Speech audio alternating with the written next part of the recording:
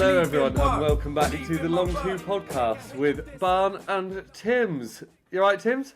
Very well, thank you, mate. How are you? Good, yeah, all good, thanks mate, all good. Slightly, I've been wiping the tears away since the trade news last week, but I'm alright, Timms. I'm alright, mate. Good, good. All is well. Timms, we're going to get straight onto that front. From the Mavericks' point of view, we saw AD in action for the first time. Did you catch any of this game against the Rockets? I certainly did. I didn't see it live. I think you might have caught some of it live because it was on at a good time for us Brits, wasn't it? It was indeed, Timms. Yeah, mate, I caught the first half live. I then had to disappear onto other things. And my God, we got a good version of AD, Timms. He was absolutely ridiculous. I think he had 22 at half-time. He already had 10 rebounds, 4 or 5 assists, and he ended with... I'll give you his finishing stat line, Timms. Go on. He did get injured in the third quarter, which we'll get on to. But he finished with 26, 16 and 7 with 3 blocks. My word. And he didn't play the fourth, right? 31 minutes. Yeah. 10 of 18 from the field. Nailed both the 3-pointers he took. It was an amazing sight, Timms. It really was. And obviously it took away from guys like Gafford. Did you see his amazing lob to Gafford in the first quarter? I did. It was the first minute or two of the game. Yeah. Absolutely incredible. But on the defensive end, those guys worked really well together. The starting 5 was exactly how I imagined it. Kyrie, Clay, PJ, Anthony Davis and Gafford. And I had an issue with the spacing on that, Timms, but actually, we looked really good. I didn't think there was a spacing issue at all. Now, big news coming out of that, we'll come on to other performances within that game in a moment, but the big news wasn't AD's huge performance, it was the fact that he is out indefinitely with a groin injury. You get 3 quarters of AD and already he's out. I mean, it was one of the big concerns, I think, around the NBA when the Mavs traded for him, because he's not been the most available player throughout his career. But, mate, we need to talk about the game first, really, because I think you messaged me. What did you say? You said, is this the greatest debut of all time, or something along those lines? And I checked the stat line and thought, my word. And I didn't realise he was... I tried to get the game on and then realised he was injured. But I'm really excited, actually. Seeing AD on the floor for the Mavs, this team looks exciting, mate. The Mavs are so big. PJ... alongside AD and Gaff, I mean, those are 3 huge players to have on the court alongside Kyrie and Clay. I just think all the talk is about how bad this trade has been for the Mavs, right? What's this going to do to AD? There's surely going to be a fact here where AD is going to come out and be like, you know what? I'm worth trading Luka Doncic for. And I think we saw that in this game. And yeah, I would be feeling pretty good if I was a Mavs fan. Certainly, well, like you say, you're over the shock of the trade somewhat. but yeah, there's a revenge tour coming from Anthony Davis, I think. Yeah, I really think so too, Timms. All of this was about how good Luka was and how you should never trade him, like you say. But we did overlook what we were getting with AD. Obviously, if we could rescind the trade, I don't think there's one Mavs fan in the world who wouldn't click that button and get Luka back. But it's done, and the AD we've got, if healthy, we'll have to see about this groin injury, because if he's out indefinitely, then, well, we're actually back to exactly what we were before the trade, but without Quentin Grimes, because we traded for Caleb Martin and him. I apologise, Timms. We gained Max Christie, who bloody hell, he's been great in his first 2 games, hasn't he? Absolutely. I wanted to mention him. He's had 3 games, Barn, 15, and 23 points in 3 of them.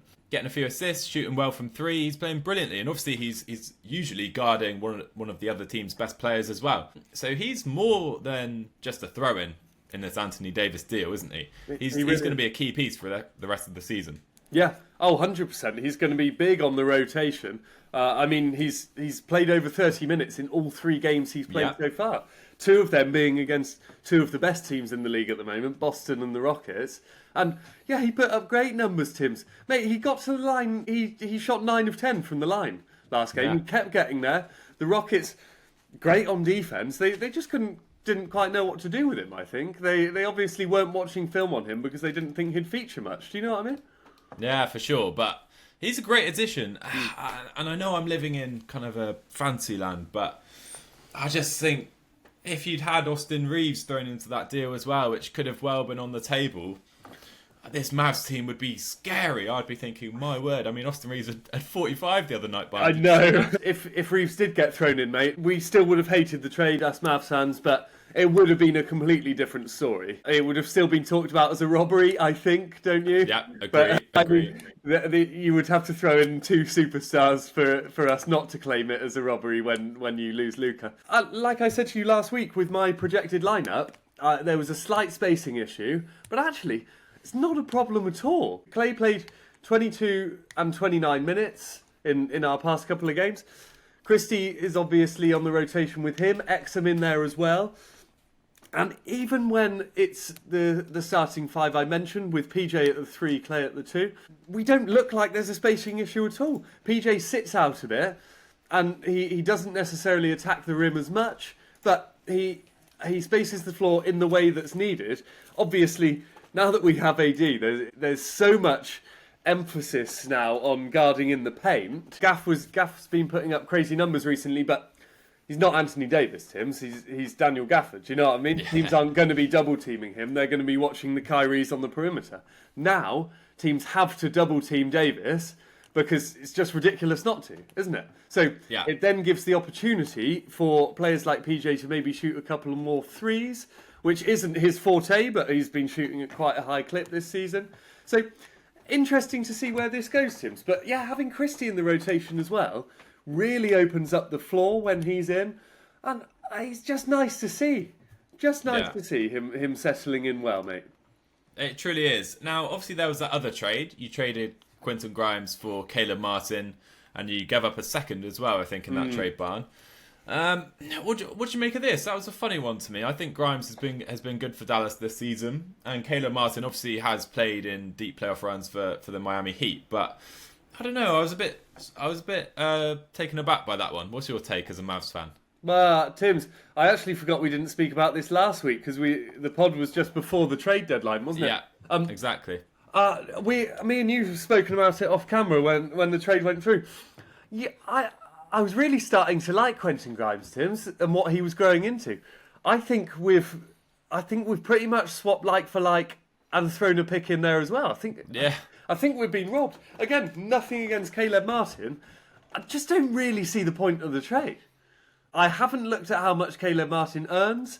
Maybe there's a case if Grimes had an expiring contract that had to be renewed, obviously because he's been playing well, that obviously includes a pay rise.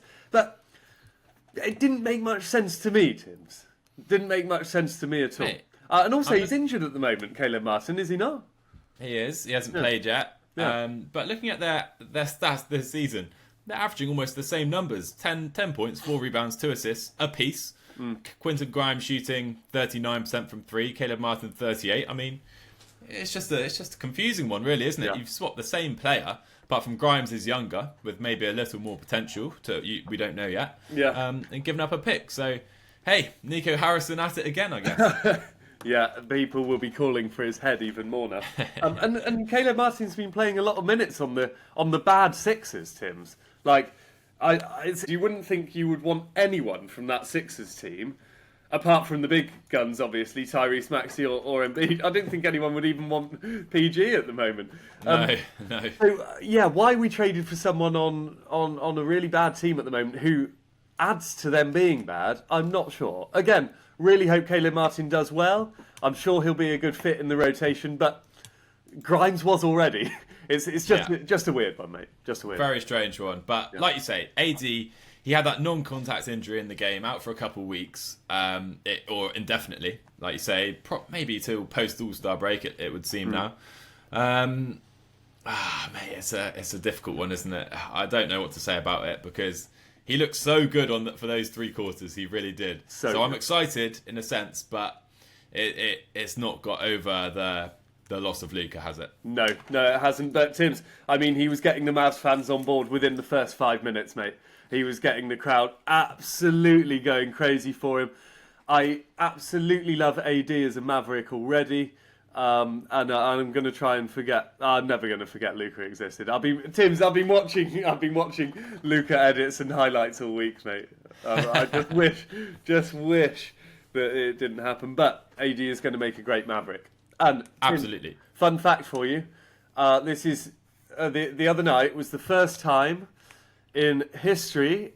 The first time since 1998 that neither Dirk Nowitzki or Luka was on the Mavericks home roster. Wow. I know. That is amazing. 27 years, mate. Wow.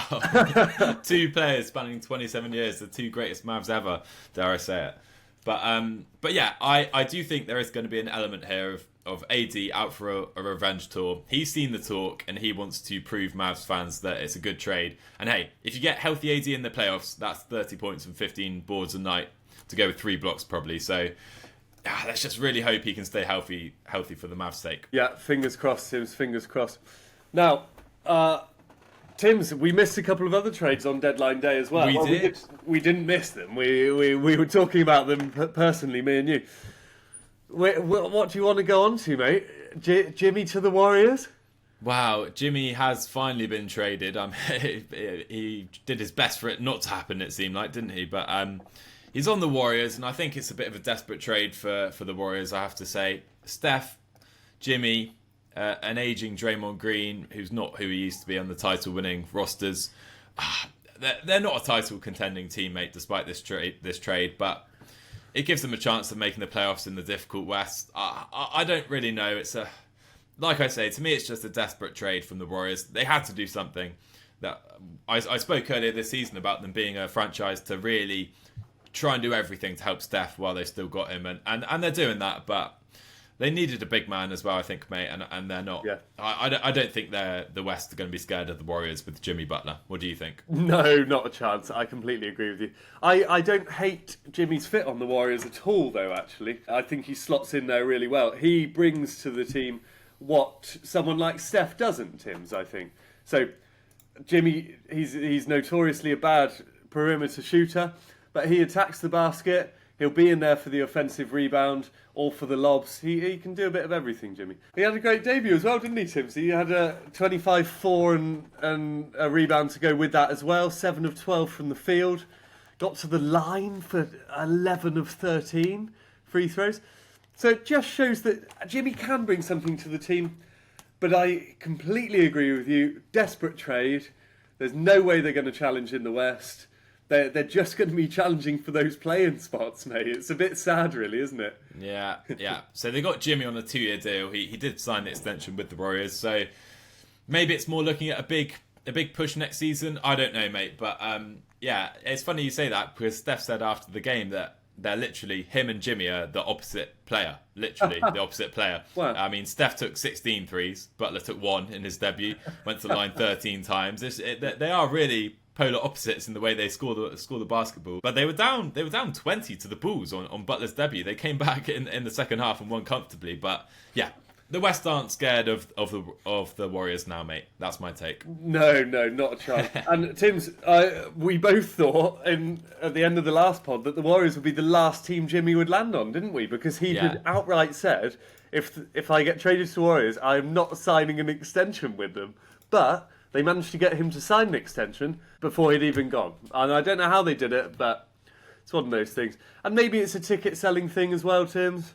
You got a player like Jimmy in now. You're going to sell a lot of jerseys. But I'm with you on the fact that it doesn't actually do much for them right now, mate. Exactly. And one player they lost, Barn, in the trade deadline. By the way, I think the craziest trade deadline in history, you have to say, over the last week of that trade period. But they lost Dennis Schroeder. Who did you see this? He said it's like modern slavery out there with players getting traded here and there. And he proceeded in the next 24 hours to be traded about 3 times. He was on the Jazz. I think he ended up on the Pistons, has he? That was quite a badly timed quote from him. I saw one comment saying he's getting passed around like a blunt. I mean, it's mate. I thought that was hilarious actually, seeing him say that. But I think he does have a point, you know, especially in this trade deadline. Players setting up their lives in cities, and I mean, he didn't have time to set up in all the teams he got traded to in that deadline. But yeah, I think he's on the Pistons. Yeah, Tim's, I do blame. He is on the Pistons now, mate. Yeah, I did Yeah. see that. I was pissing myself Yeah, throughout. that was a good one. Every time I saw a trade, somehow Schroeder was involved in it. Yeah. But It was like GMs around the league had seen that quote and thought, right, let's show this guy modern slavery. But Tim's, Schroeder's brought all of this on himself, in my humble opinion. He had that big opportunity to sign an extension with the Lakers. He didn't think they were giving him enough money. Was it 4-year, 80 mil guaranteed? It was a big contract. It was big, wasn't it? It was 20 mil a year or so, at least. And he said, no, I can get more money elsewhere. Didn't. And now he's just being, like He's paid the price for that, hasn't he? He For really sure. has, mate. He really has. Oh, that must be one of the funniest things in NBA history, I think. Yeah. Had to be him, didn't it, after he said the slavery comment. Yeah. Anyway, mate, who else has been traded? Well, another player who got moved within that Butler deal, Tim's, the other big player, was Andrew Wiggins to the Heat. What do you think about that fit? Do you like it? I don't mind it. I mean, again, Miami, they're just a middling team, really, in the East now, aren't they? They've got Tyler Hero, Bam, who can be one of the best on his day. Hero obviously made it to the All-Star game this season. Wiggins, I think, is a nice fit on that team. I do think he is. And I think they'll be a pretty good team in the East, but I can't see them challenging the Big Three or Big Four in the East at all. So, yeah, I think it's a fine trade considering the state of Jimmy Butler and the situation. They had to get rid of him. So I think it's not a bad return to get Andrew Wiggins. I agree with you. He'll fit in really nicely, I think. Him and Hero will bounce off each other really well. He's got a bit of experience, Wiggins, obviously on the Warriors around champion himself. He'll add something to that Heat team, but no one's touching those Big Three teams at the minute, are they? Absolutely. But Barn, shall we move on to my Raptors? Because we've made a move. We've made a move, and not a small one either. We've got Brandon Ingram on the Toronto Raptors, Bruce Brown, Kelly Olynyk, and a future first and second round pick. Now, obviously, it sounds like a great trade to me, but Ingram is on that expiring contract, so we are risking losing him in a couple months' time. Someone working for the Raptors I saw was quoted saying he does want to be here, and they do have confidence he will sign an extension. Amazing. He hasn't made his debut yet, but I'm looking forward to it. Ingram alongside Scotty Barnes. Now, that's a dangerous little pair at the 3 and 4, isn't it? What do you think? Sure is, Tim's. Yeah. Oh, I love Brandon Ingram. He's not the best defensively, but what he lacks on defense, he definitely makes up for on offense. Tim's, your Raptors team always needs a little boost. Obviously, you're on a great run at the moment, but adding someone like BI, I think is nice, and I think it's a proper time will tell one. To be honest with you, because obviously BI likes the ball in his hands a lot. You've still got RJ, Scotty Barnes, who want the ball in their hands a lot. So we'll see how it works out, mate. But no, I think it's a great pickup for you. To be honest, you didn't give up too much. Gave away an aging Kelly Olynyk. I always liked Kelly, but I think he's the only big name in that for me. You might feel differently about Bruce Brown, but I didn't think he ever did too much for you, to be honest with you. I think it's good. Even if we lose him, to me it seems like a risk well worth taking. Now we have a nice starting five, by the way. I mean, quickly, RJ Barrett to go with Ingram, Barnes and Jakob Poeltl. Grady Dick coming off the bench, that would mean, but it's a very offensive-minded starting five. We don't have much defense there, but I think we've got potential, and we're still in the Cooper flag chase despite adding pieces like Brandon Ingram, and so I think there's potential here for things to turn around relatively quickly for the Raptors. We've got players developing as well, like Scotty. Obviously, all our players are young and developing, so I'm feeling pretty good. I'm feeling pretty good after that trade, and I think Masai's done a good one there. Yeah, and Tim, tell me how old Brandon Ingram is. Is he one of the young ones too? I just can't think. He was. I was going to say mid-20s, but he's definitely not anymore. Let's take a look, shall we? Maybe. I haven't got him up. 27. Okay. Nice. So Brandon Ingram's he's still young as well, Tim. He's still got time to develop. As funny as that sounds, doesn't he? Yeah, exactly. So he's kind of just about in the window of the rest of our team, and if we grow in a few years, he'll be still in his prime, really. So, I'm feeling good about that one, mate. But hey, let's move on because we still haven't spoken about my favourite trade of the deadline, mate. DeAndre Hunter to the Cavaliers from from the Atlanta Hawks, they gave up Karis LeVert, Georges Niang, 3 second-round picks and 2 pick swaps. So they didn't even give up a first-rounder. And they've got DeAndre Hunter. Now, what a fit he is on the Cavaliers, Barn. I mean, this one really got me excited because they've obviously got Garland and Mitchell. They've obviously got Jarrett Allen and Evan Mobley, the Twin Towers in the middle. And then that 3 spot has always been the one on paper that looks weak for them. But now DeAndre Hunter in there.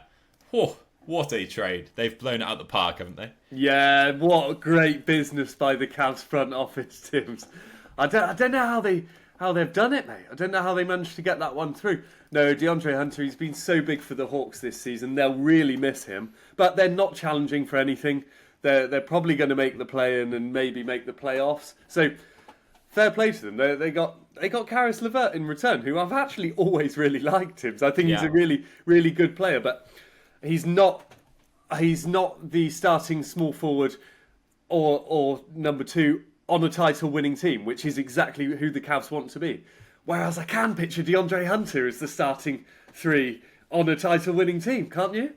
Yeah, for sure. I mean, it's such a lovely fit, and it is a trade that could push them from getting knocked out in the second round or the conference finals to maybe going to win it all. It really is, and I think it's I'm really excited about the playoffs now, mate, because we have a lot of teams building really nice rosters that could be dangerous come playoff time, don't you think? Yeah, we sure do, mate. We sure do.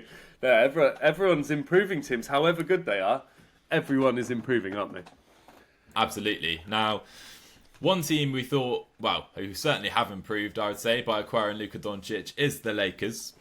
And they also traded for that coveted big man they needed to replace AD. They have Jackson Hayes as their only centre on the roster. And they did it, Barn. And they traded for Mark Williams of the Charlotte Hornets. And I think we both said to each other, what a trade this is. Get an athletic, young big man for Luka to work with and LeBron to work with. And then we saw yesterday it was rescinded. And Mark Williams getting sent back to the Charlotte Hornets after failing his medical. Dalton Connect and Cam Reddish returning to the Lakers after a couple of days with their new teams. I mean, yeah, what this is madness, isn't it? It's embarrassing, Tims. It's embarrassing. And we know Mark Williams has had back issues in the past, like in recent history, but it wasn't because of that I've seen it. It was because of a physical of different sorts. Now, I haven't seen the direct details on this, but that's so bad, Tims, isn't it? And poor Dalton Connect and Cam Reddish, they were just about to start a new life in Charlotte. They thought, right, this is our chance now on the bad Hornets. They're going to get more game time. And now they're back on the Lakers, which obviously I'm sure they're really happy about. I just can't quite believe this happens in this day and age, Tim. I know. And it's funny because it's come from the Lakers saying they're not confident he can stay healthy, basically. Yeah. Again, I'm not sure of the direct details on that, but they said it wasn't to do with his injury history. They just weren't confident after his medical that he can stay healthy in the next few years, which, for a young centre, that's worrying, isn't it? But it does mean the Lakers, to me, are still missing a massive piece in the middle to make them title contenders. They do obviously still have the buyout market. There's the likes of JaVale McGee, Dwight Howard available.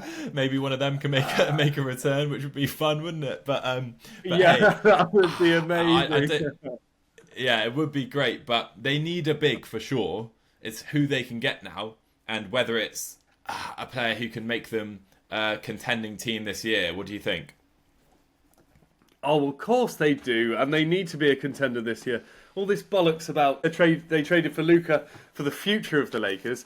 Yes, of course they did, because he's 25, but he immediately again makes the team good enough to win the championship this year. They have to go out and get that big man. But who is available, Tim? Yeah, JaVale McGee plays in Puerto Rico at the moment. Do you really want to bring him back? They could probably be quite useful. I still don't get. There must be something behind the scenes that pissed the Lakers off about Dwight Howard, because they should have got him back last year, let alone this year. I don't know what's annoyed him about them. Other ones I've seen, Daniel Tice was in the mix, but yeah, I don't think. Yeah, he's a big man, all right, and like we said, that is what they're looking for. But he's only 6'8", Tim's. Like, that's Luka's height, mate. That's LeBron's height. They're even shorter. Like, he's not ideal for what they're looking for. No, I'm really not sure what's going to happen here, mate. Really not sure what's going to happen. Yeah, mate, without a big man, I can't see them winning the title this year. I really can't. The Mark Williams trade for me pushed it into the realm of possibility, but I don't see it happening now this year. I really don't. Even with a Dwight or JaVale, that's the best they're going to get now, really, realistically, isn't it? Yeah. So yeah, it's a difficult one.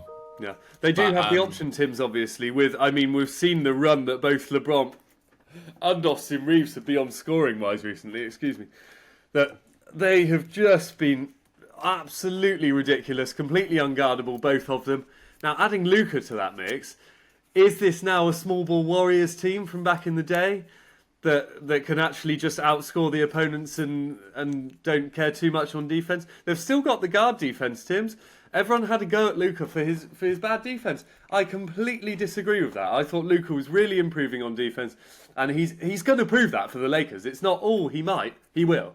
He'd already proved it for the Mavericks. For some reason, he was still getting slated by the media and by the fans. Just not true at all. LeBron, we know if he sets his mind on defending, he can be great as well.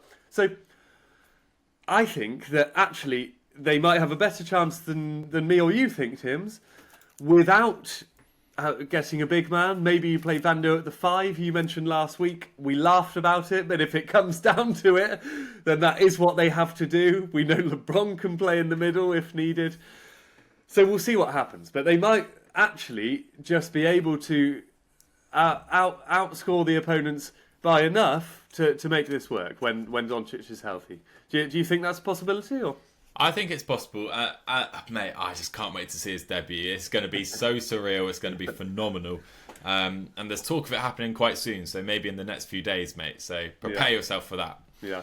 But hey, one other big trade, one player who has made his debut, De'Aaron Fox for the Spurs. They've won 1, lost 2, and actually every game he's played for the Spurs has been a 1-point game. Yeah. They've had 3 1-point games in a row. I don't know the last time that happened. Have you watched much De'Aaron Fox on the Spurs yet, Barn? Yeah, I've been watching a few highlights, Tim's. Mate, you told me to watch that Hornets game the other night, the ending of it, in which Fox hit a game winner, but just wasn't he? Oh, it was so sad to see. But, oh God, in that fourth quarter, he was insane. No, he seems to be a great fit, Tim's. Well, what do you think? Yeah, I think it's a lovely fit. They've lost a few tough games to the Hornets, to the Magic, which they shouldn't be losing to the Hornets. No, or the Magic.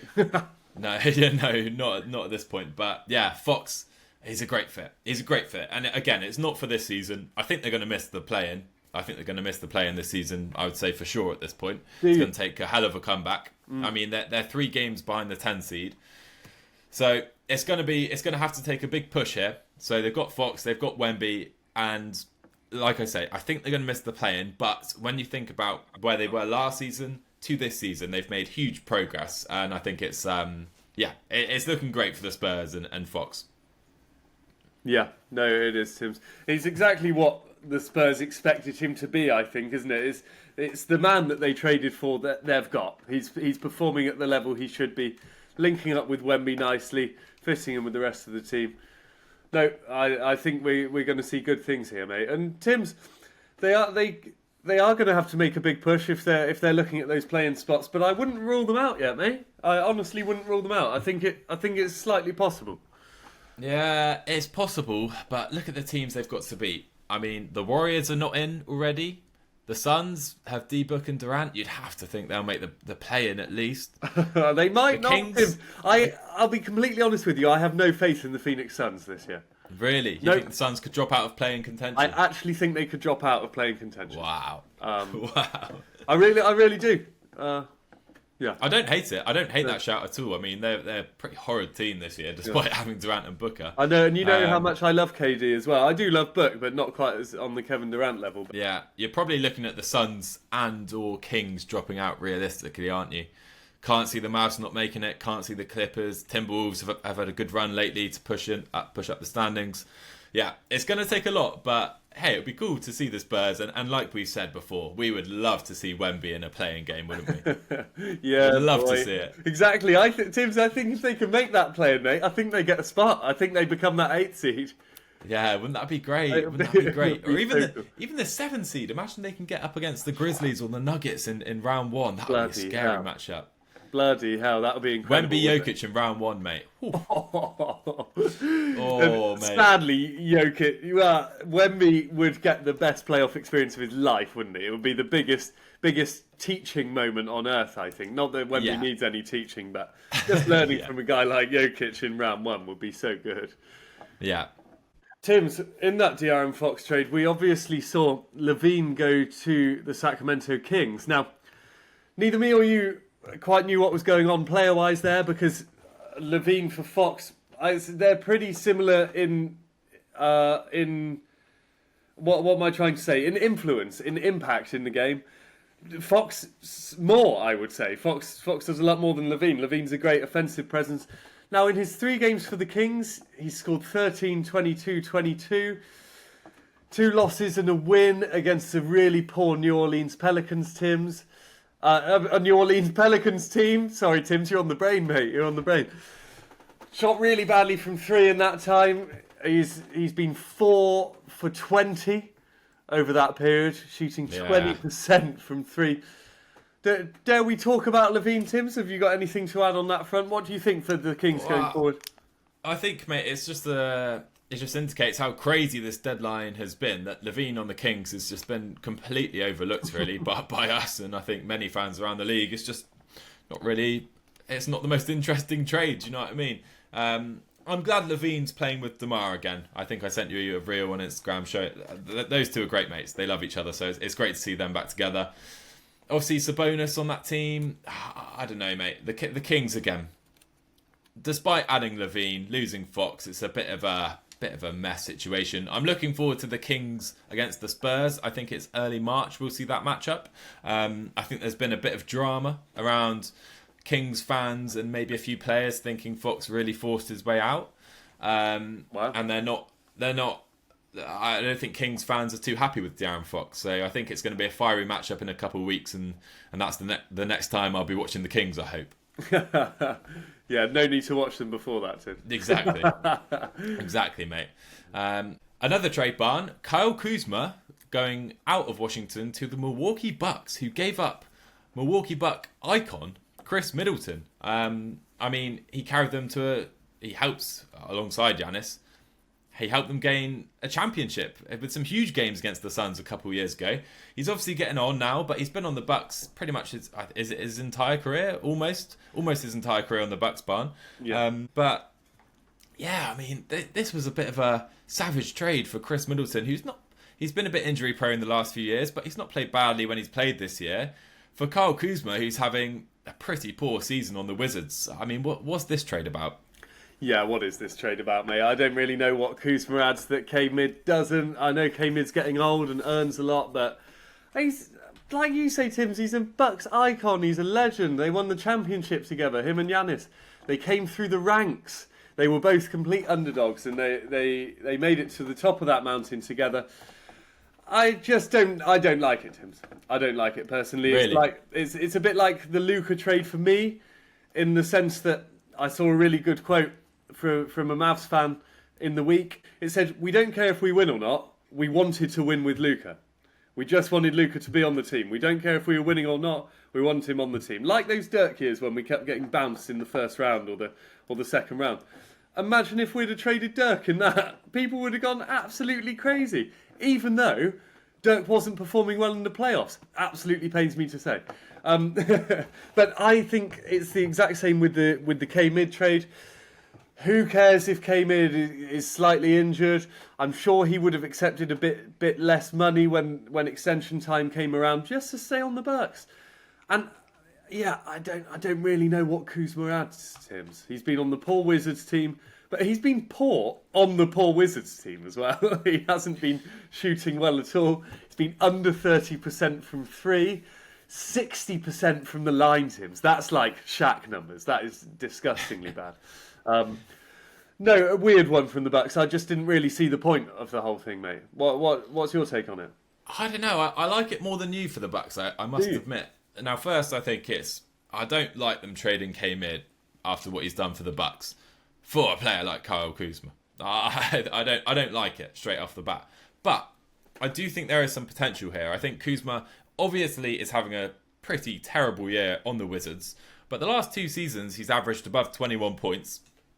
Again, on pretty poor teams, but now he's in a winning environment around Giannis. He's not the man anymore. He's not even the number 2, dare I say it, number 3. But he is a guy who I think can add to the Bucks.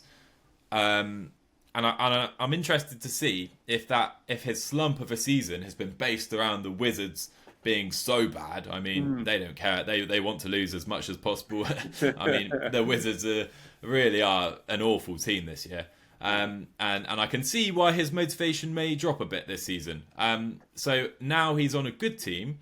I think we could see his numbers improve a lot. And so potentially that means they've got a good asset for decent value without giving up too much. So that's my take on it. And I think time will tell with this one. But it's a funny one. It could go one of 2 ways. It could be a masterstroke, and they could have got Kyle Kuzma, who can score 20, 21 points a game, alongside some good rebound numbers and 3 or 4 assists as well when he's playing his best, for cheap. Or they've traded Kyle Kuzma, who simply doesn't care and is over the cliff anymore. It could go either way. Yeah, I hadn't thought about it like that, Tibbs. No, you do like it more than me, and rightly so. Actually, you've changed my opinion on it slightly. In the sense that it could go one of 2 ways. It could be how I'm talking about it, and it could be a terrible trade, completely pointless, and you get the Wizards Kuzma, or you get the Kuzma that he could grow into. Yeah, you never know. And his Bucks debut, Tim's, fell on the day of the last game of one of the best basketball minds, one of the best broadcasters of all time, Mr. Hubie Brown, retiring at the ripe old age of 91. How 91. Incredible is that? Truly is. Absolutely bonkers, isn't it? He won Coach of the Year twice in his career. Do you know when they were, Tim? Well, I've just checked. I've just seen, and they're a long time apart. Yeah. The longest apart ever in 1978 with the Atlanta Hawks, and in 2004 with the Memphis Grizzlies. Isn't that ridiculous? 26 years. That's unbelievable to be a Coach of the Years. That's persistence for you. And like you say, he had how long's that? He had a 50-year coaching career, pretty much. And he's been broadcasting for another 20 since then. I mean, he's lived a basketball life, hasn't he? And at 91, I think he definitely deserves a very happy retirement. I mean, obviously, we weren't around for much of his career. But, yeah, Hubie, I mean, you said to me, I can't believe he's 91 and still broadcasting NBA games live. Unbelievable, isn't it? Yeah, the NBA's going to miss him, Tim. The NBA's going to miss him. I was watching him say farewell. He's such a humble guy. He wasn't barely talking about himself at all. He was just talking about the Bucks on the whole. And Mike Breen kept having to step in and go, Hubie, this is about you. This is your day. And I saw Dane give him the game ball, and Bobby Portis had a nice little embrace with him as well. Everyone should be very thankful that he was in our lives at some point, shouldn't we? Absolutely. And I mean, just to illustrate his impact, he was inducted into the Basketball Hall of Fame 20 years ago. And he's just now retired. So happy retirement to Hubie Brown. Okay. Now, Tims, we couldn't do the pod today without talking about SGA's ridiculous scoring run. I don't think we've been talking about it enough recently, mate, because both me and you think that Jokic should be the MVP, and I'm not sure my opinion's changed on that at all. I'm not budging, but that SGA is scoring like no one's business, isn't he, Tims? He's had 3 50-point games in their last 10. He's only scored below 30 twice, 29 and 25. His averages for the season are now 32.7, 5 and 6, shooting 52 from the field, 35 from 3, and 90 from the free throw line, Tims. It's a pretty historic run SGA's having in the last 10 games or so, isn't it? I mean, I say the last 10 games, the last 20. If I went back even further, I'm seeing 127-point game, 129-point game. Otherwise, he's above 30, he's above 40, he's hitting those huge ones. Yeah, have you been keeping a close eye on this, mate? Oh, absolutely, mate. Those 3 50-point games, there was a new career high in there.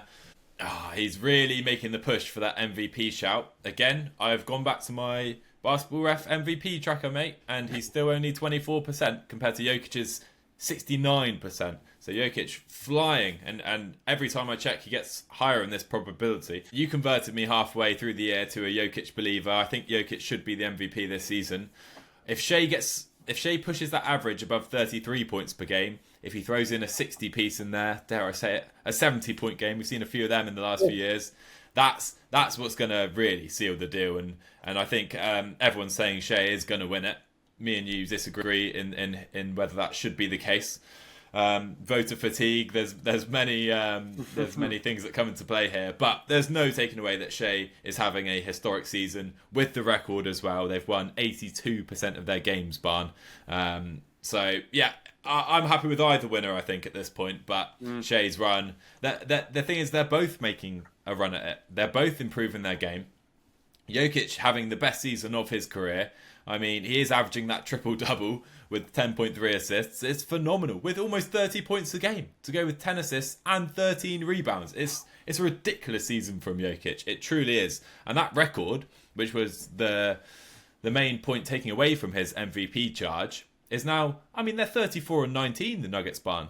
They've got a great record, so that's not an issue anymore. Holmgren, he returned against my Raptors a couple of days ago. Oh, he did. He did. He played 22 minutes, 4 points, 5 boards, to go with 4 blocks as well. So Holmgren is slowly being reintroduced. He didn't play the next game, so he's being slowly reintroduced here. But yeah, he is back. I wonder how many. I don't think this is going to affect Shea's numbers, though. Do you think it will? Do you think as Chet plays more minutes, it will take away from Shea's shots? I do. Yeah. I think that's exactly who it takes away from. Maybe Shea will get a couple more assists, but... and I don't think it's a bad thing, Tim, either. And I don't think Shea will mind that much necessarily, because Chet does improve them as a team. He gives them different options scoring-wise. So it's just seeing how he slots back in. He helped destroy my Raptors, but and Shea played, I think, 28 minutes in that game. One of the few games he had under 30 points recently. Didn't need to score anymore. Mate, I really think Shea... With Holmgren being out for so long, I think Chet is going to slowly pick up his minutes, slowly pick up his shots, and I don't think we'll see him shooting quite as much as he did last year, potentially. I mean, Jalen Williams and Shea are even better players than when Chet was playing with them last year. So, I don't know. I don't think we'll see Shea's scoring averages come down too much, despite Holmgren coming back, personally. Yeah, fair enough, Tim. Fair enough. I'm just going to... I read SGA's stats out, so I'm now going to read Jokic's out. Go on. 29.6 points, 12.7 rebounds, 10.3 assists. The almost 30-point triple-double he's averaging at the moment. 57.5% from the field. 46% from 3. 80% from the line, and 1.8 steals as well. Tims, this is arguably the best season we've ever seen from any player in NBA history. If Jokic doesn't win the MVP, it's a complete robbery. I've got what the bookies think here, mate. Go on, hit me. SGA is 1-8. SGA is 1-8. He's just been improving with the bookies odds. So, Jokic, you can get over 4-1 on him, Tims. To me, that I would stick my entire life savings on it if they existed. This is just completely absurd that it's looking like Jokic won't win the MVP when actually, if you kind of have had an all-time season MVP, this season could be at the very top. That is such a good way of saying it. Like, if you put together the top 10 seasons ever, Jokic would be a contender for number 1, wouldn't he, this season? And he might not win MVP. In fact, he's unlikely to win it, apparently. Yeah. Madness, mate. Madness. Absolutely bonkers. But I do want to repeat that when we say Jokic is the MVP, we're not trying to take away from Shea's season, right? Because he's putting on a masterpiece on one of the best teams in the league. It's just that Jokic is doing everything at an incredible rate. I mean, the 3-point percentage as well, Barn. 46% from 3, was it? That's absurd. Yeah. It's completely ridiculous, isn't it? Completely ridiculous. And Tim's, he's attempting a career high. He's attempting 4.5 threes a game. Yeah. So the whole thing is crazy. Absolutely crazy. Absolutely. But Barn, it's time for your favourite time of the week. It's trivia time. Well, hey. You excited? I'm buzzing, Tims. What you got this week, mate? So I've got a good one. It's about this season, and you might have seen this stat somewhere on social media. I hope you haven't, because this one I love. So Barn, who are the 5 players this season to have 500 points, 300 rebounds, and 300 assists? Okay, Jokic is obviously one. Jokic is 1. Domantas Sabonis is 2. Correct. Now my immediate thought goes to Alperen Şengün, but I could be wrong. He's not done it. Not done it. So they need to be rebounding a hell of a lot as well here. They needed to be available. Is Giannis up there, Tims? Because he's had a few more assists this season. Giannis is not there, and he's only had 241 assists. So he's not. And what do we need? 300. 300 or more. Okay. And Şengün, by the way, is 245 assists. Okay. Ha! One of them's LeBron. One of them is LeBron. I was thinking of Austin Reeves, and I thought, hang on, what am I doing here? Yeah. LeBron is there. So you've got 3 of the 4. 1 more to go. How difficult is this one, Tims? Is he a rogue shout, or is he very much a... The final one is the rogue shout that really I was shocked by when I saw this stat. Okay. And I wonder what part you'd be shocked by. East or west? He's east, plays in the east. Well, if Şengün's short on the assists, I was going to go for one of the Twin Towers, Evan Mobley or Jared Allen, but if he's... They must be well short on assists. Yeah, Mobley only 133 assists. Yeah. Well, I'm thinking way too much of the big teams. It's Karl Anthony Towns. It's not. Towns is not there. Okay. Good shout. But only 154 assists. So these players some way down on the assist mark. Yeah. Wow. Okay, so you do need a hell of a lot of assists. Jason Tatum. Tatum is so close to being on this list, but only 281 assists. Oh, wow. Oh, bloody Donovan Mitchell and Garland don't rebound enough, I don't think. Oh, Darius Garland, Tims. I'm throwing Darius Garland in the mix. No, only 128 rebounds for Garland. Okay. Keeps him off this list. And now, there's only only 17 players in the entire league who've averaged 300 assists or more. So there needs to be one of the better assisters in the league to make this mark. Does Trae Young get enough defensive rebounds to be in there? He does not. He does not. Okay. Right, let me get the standings up, Tims. Let me have a little peek down all the teams. So, yeah, it has to be a big man who can assist as well then, does it? It's going to be someone it's going to be a Trae Young type player who shouldn't be getting that many rebounds. So there's 2 more players, Barn, you need to get. Oh, is one LaMelo Ball, Tims? LaMelo Ball is not there. I think he's been out too much this season with injuries. Wow, okay. Tyrese Halliburton. Only 178 rebounds. Bloody hell, what is going on? But both the remaining players are in the East. Both of them? Okay. Well, I haven't guessed either of them. You haven't guessed either of them. Jaylen Brown. Not Jaylen Brown. This is... Oh, I'm so stupid. One of them is Cade Cunningham. One is Cade Cunningham. Obviously, well done. Yeah. So he's got 306 rebounds. So he's just making it into this list. Only just. And I'm going to go with Tyler Herro here.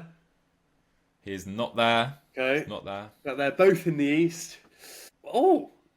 Could Tyrese Maxey be a possibility? He's not there. Okay. He's not there. He's only averaged 278 assists and 155 rebounds. Wow. Okay. Tims, I'm not getting any closer here, mate. This team are outside the playoffs. They're outside the playoff. Well, they're certainly outside the top 6 seeds in the playoffs. Okay. Josh Giddey. You've got it. Josh Giddey. Josh Giddey. Josh Giddey, the 5th player this season, one of 5 players to average 300 boards, 300 assists, and 500 points. Wow. How unbelievable, right? How ridiculous is that? Yeah. Unbelievable. I saw that and I thought, wow, that is a shocker. But hey, shows what he does. Shows what how he fills up the stat sheet, I guess, doesn't it? Yeah, sure does. Tims, it won't surprise you to know that I'm not sure I've watched even 2 minutes of Bulls highlights this season. Does not surprise me at all. Giddey, by the way, averaging 12, 7, and 6.5 assists this season. So there you go, Josh Giddey. Fair play to him. Tim's, great trivia as always, mate. I'm sorry I Thank you, couldn't mate. do a better job of it. No, it was a tricky one because I saw it and I thought, this is a tricky one. This is a really tricky one. So well done, mate. Thank you, Tims. Right, everyone, that is the end of our podcast this week. We will be posting a couple of social media clips in the week. Tims, thank you so much for doing all of that side of thing. It's much appreciated. The clips we've been putting out have been getting a great response, lots of support on social media, so thank you everyone for that. Tims, anything else to add at the end of this one, mate? Well, if you're not following, go follow us at the Long Two Pod on those socials. Obviously, a shout out to Beaver and Leaf Dog Productions for the intro and outro music. And we'll see you all next week. Yo, I'm leaving work, leaving my bird.